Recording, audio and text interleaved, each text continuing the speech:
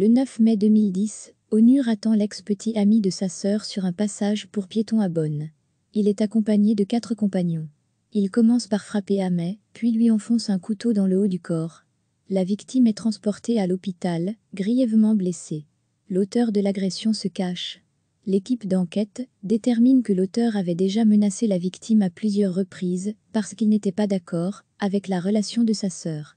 Le 16 juin, Onur est appréhendé après une chasse à l'homme. Lorsque le tribunal ouvre le procès en novembre, il indique qu'une condamnation pour tentative de meurtre, et pas seulement pour agression, est également possible.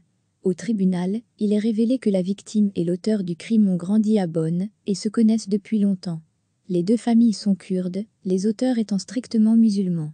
La famille de la victime est plus libérale et vient de Syrie.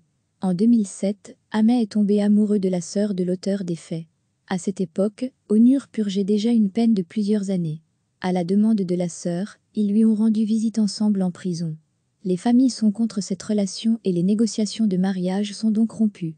La relation est également rompue fin 2009 probablement pour cette raison. Lorsqu'Onur l'apprend, il menace Ahmet déjà de prison de le tuer. Après sa sortie de prison, il commence à traquer sa future victime. En février 2011, Onur est condamné par le tribunal régional de Bonn à 4 ans et 9 mois de prison pour avoir infligé des lésions corporelles graves. Le motif invoqué était la restauration de l'honneur familial. La famille de l'auteur des faits avait probablement exercé une pression énorme sur la victime. Il affirmera devant le tribunal qu'il n'y avait pas de couteau impliqué. On ne sait pas quand Onur sera libéré de prison, mais en décembre 2015, il sera à nouveau en détention provisoire. L'homme, aujourd'hui âgé de 27 ans, appartiendrait au groupe des Bandidos et serait impliqué dans une fusillade. Merci d'avoir regardé cette vidéo et de nous aider à construire une grande base de données d'histoire sur les crimes d'honneur. Veuillez vous abonner à notre chaîne Crimes d'honneur sur YouTube.